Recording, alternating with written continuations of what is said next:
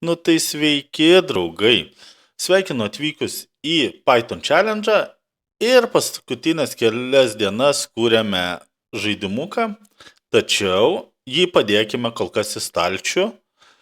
Tikiu, kad dar prie jo sugrįšim, bet dabar pereikime prie rimtų dalykų. Tai susikursime šiandien pirmąjį savo hacking toolsą, tai IP port scannerį.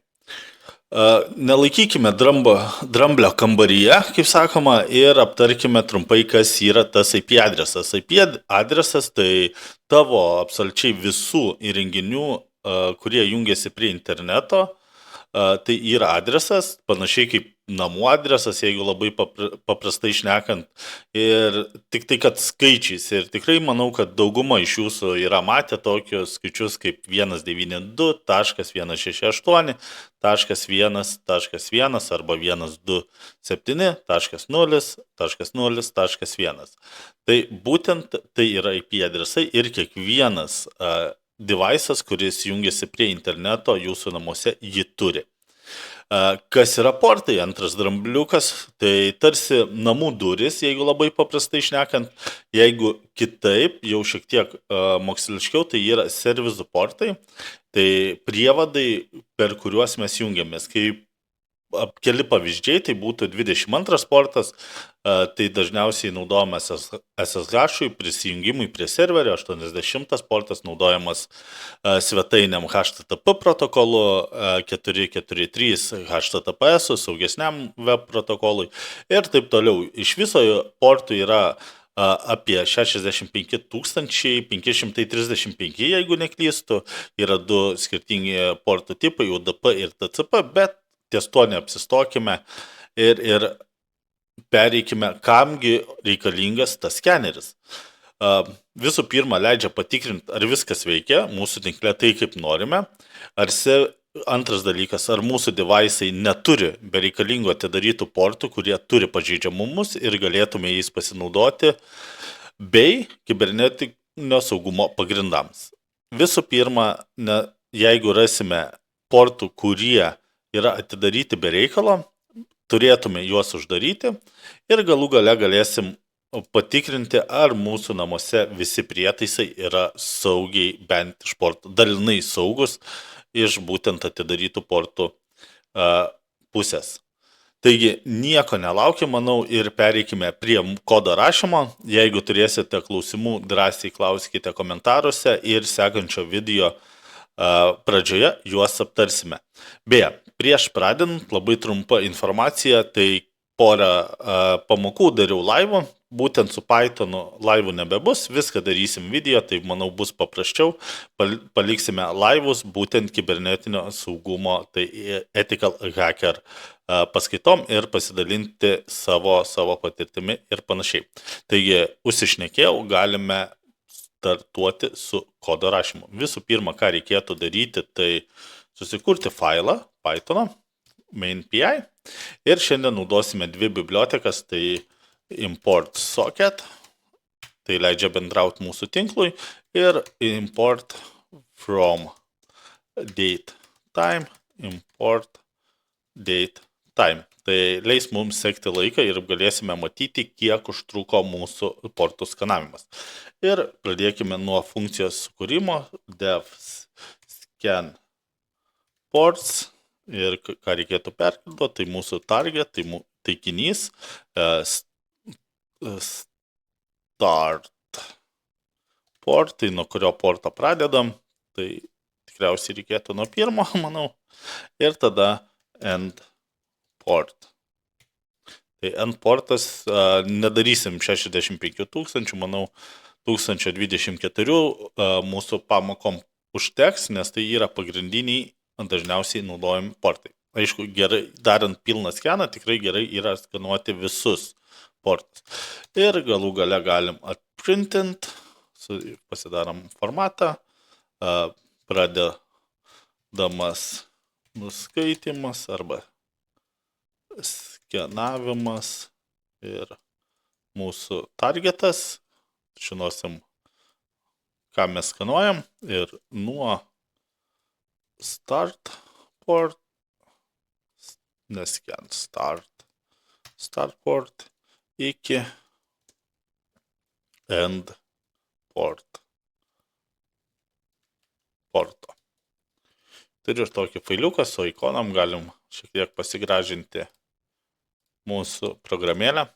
Nebūtina, bet vis tiek faina. Ir toliau, ką reikėtų padaryti, start time, įkintamai start time, įsirašom date time ir now. Tai dabartinis mūsų laikas, kada suveikia mūsų funkcija. Ir tada padarom try ir except blokus, try IP, lygu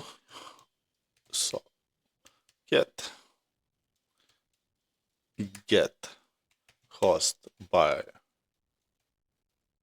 name ir rašom target. Tai patikrins, ar mūsų IP adresas atsako mum. Ir tada, jeigu ne, except socket get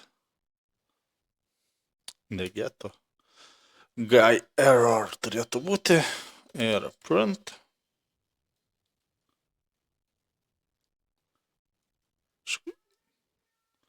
nepavyko rasti IP. Ir galima ikonėlę įsidėti. Ir jeigu ne pavyksta, return. Taigi, pasidarėme funkciją, kurioje atvaizduojame nuo kiek iki kiek, čia galima keistis mūsų būtent nuo kurio porto iki kurio, jeigu norit padaryti ilgesnę, bet išsamesnę skeną, tai rašykite 65 500. Ir jeigu viskas gerai, IP egzistuoja, ką mums reikėtų padaryti, tai informuokime, kad print tikrinamas IP ir koks turėtų būti, žinoma, IP šį kartą. Dėl to, kad mes čia patikriname ir į kintamai IP įsirašome mūsų targetas, jeigu jisai yra gyvas. Tai galima iš tikrųjų target arba IP, bet čia panaudosime IP. Ir /n, jok iš naujos eilutės. Kodėl čia tarpą padariau? Dėl to, kad įsidėsime irgi ikonėlę. Tos ikonėlės nėra būtinas, bet manau visai gražiai atrodo ir susižiūri mūsų kode. Tada darom ciklą for port in range, tai koks turėtų būti range, tai start port ir end port plus 1. Kodėl +1, nes pasiekus 1024 portą jau mums nebesuktų ciklo per naują, o jį nutrauktų, o mes norime, kad iki mūsų parašyta, dėl to ir reikalingas +1. Ir tada socket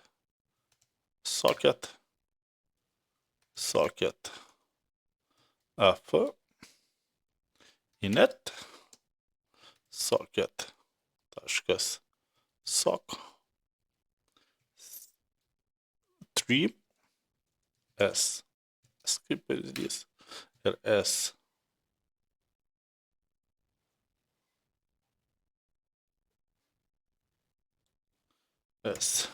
set time out, padarom delay 0,5 sekundės ir tada result, įkintamai result įrašom s nect x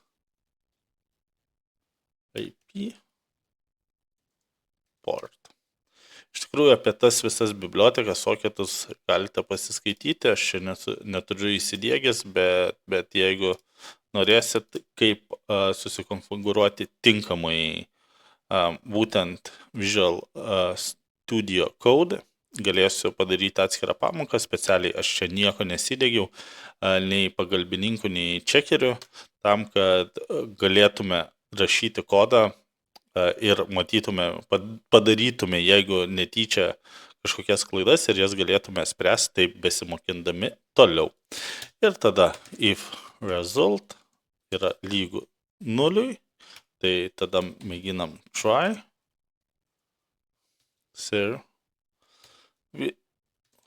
service socket get serve by port ir port, tada accept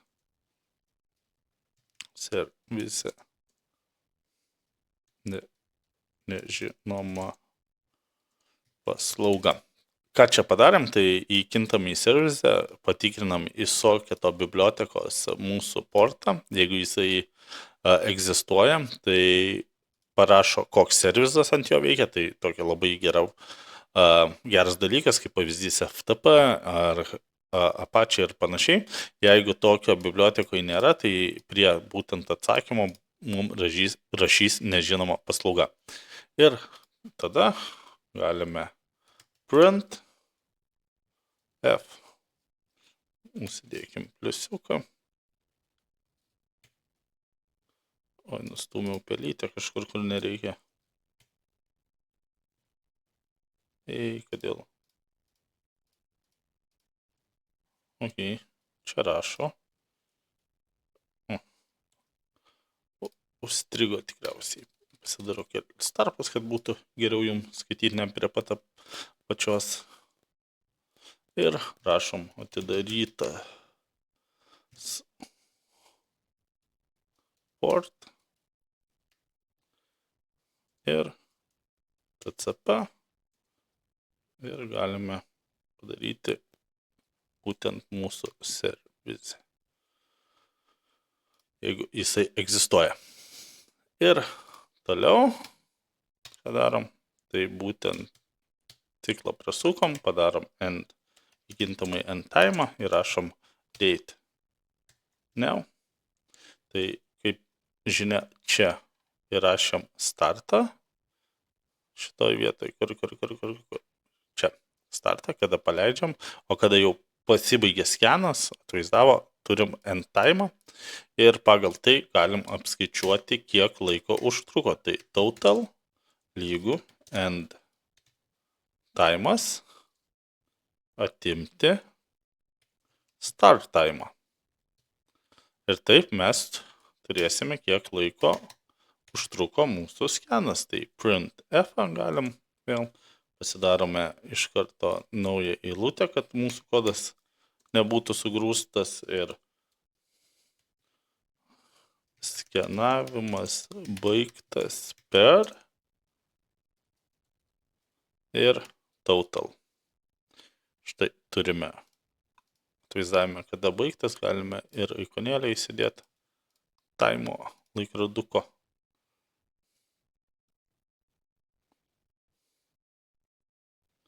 Čia reikėtų dėti, ne šitoj vietoj. O štai čia.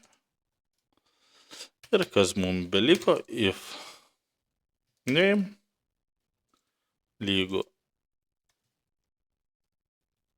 main print, pavadinkim port scanner v beta v0.1, tada target įrašom, paklausim kokio input, įvesk IP adresą. Ir ką padarom, tai strip,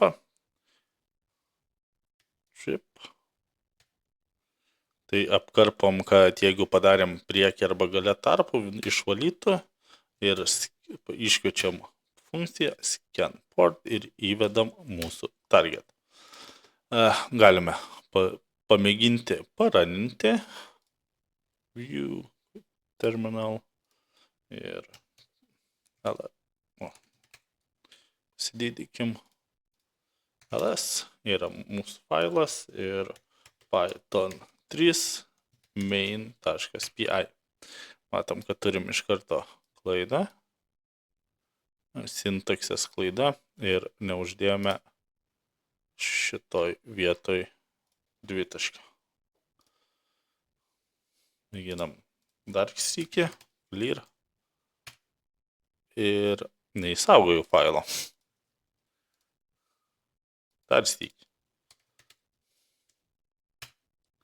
Ir matom, turim čia klaidelę, o kurgi čia klaidelė yra. Ir if name ir vietoj vieno turi būti 2 lygių ženklai. Leidžiam dar sykį. Ok. Nieko netvaizduoja. Labai įdomu. Mes turime scan port, targetą, įveskite input, strip, print, if name. Visą šitą mes turim.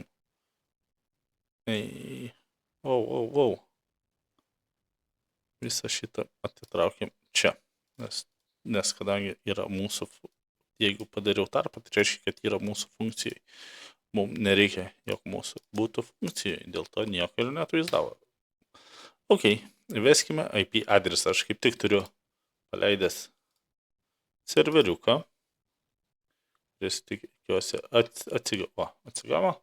Ir mes matom, kad čia turiu IP adresą, kuris yra 192.168.209.129. Tai galim grįžtam ir pasitikrinti, ar mes esam tam pačiam potinklį. Kas nežino, kaip pasitikrinti, tai Linux'uose yra IPA arba ifconfig.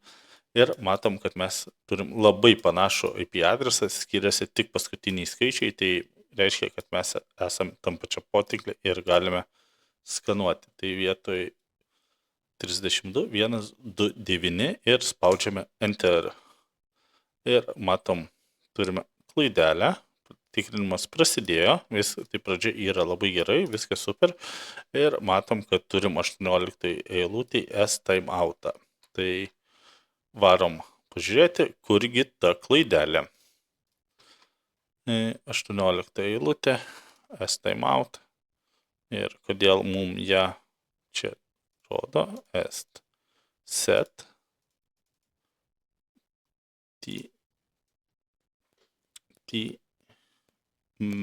out. Šitaip turėtų būti. Time out, ja. Misspell, kaip sakoma. Pasileidžiam dar sykį. Įvedam vėl IP adresą 129. Ir turime dar vieną. Matau, kad per daug N raidžių prirašiau jau. Yra 19 eilutė. Connect. Šitaip turėtų. Mėginam dar sykį.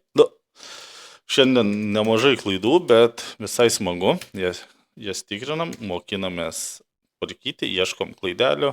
Ir vėlgi, turim čia pat. Ir kodėl mes turime tą klaidelę. Scan port, target recall. Ir mes čia turim S connect. /x. Matau, kodėl, nes mes paduodam sąrašą, bet neuždedam dviejų. Turi būti dviejai skliausteliai. Kaip matau, šiandien parašėm greičiau kodą, bet ilgiau užtruksim klaidų tikrinime, bet taip ir mokinamės. Valio, super.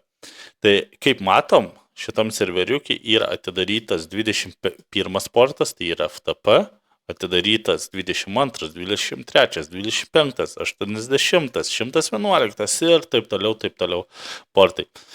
Tai mūsų skeneris veikia, parodė, o jeigu mes pamėginsime įrašyti visiškai kitą IP adresą, kaip pavyzdys šito, ir matom, kad tikrinamas, bet nieko neatvaizdavo, tai reiškia, nėra atidarytų portų. Iš tikrųjų, galbūt pamėginkime ir visiškai ne tą potinklį paskanuot, pažiūrėkim, ką atvaizduos. Ir matom, skanuoja ir mėgina pasibaigus, turėtų išmesti, jog nieko nebaig. Tiksliau, neegzistuoja. Arba klaida, arba pagal kodą, tai jo turėtų išmesti klaidą, kad toks IP adresas. Bet nelauksim tiek ilgai, kol praskanuos, nes kiekvienam siunčia paketą, tada laukia atsakymo ir tai užtruktų ganėtinai daug laiko. Taigi super, padarėm pirmąjį savo toolsą, kurį galim realiai panaudoti savo kibernetinio saugumo karjerai arba namuose tiesiog dėl smagumo pasitikrinti savo saugumą, savo draugų, savo namų ir manau tikrai parodė štai tokį kodą ir jį panaudojus galima nuveikti daug įvairiausių dalykų ir išmokti įvairių funkcijų. Tai ačiū, kad žiūrėjot, susitiksime jau kitame video, kur darysime dar įdomesnius ir įvairesnius projektėlius, kurie realiai gali mums padėti įvairiose situacijose. Tai ačiū, kad žiūrėjot, nepamirškite paspausti like, subscribe, tai man tikrai padeda. Dar sykį pasikartosiu, jeigu turite klausimų, rašykit ir iki.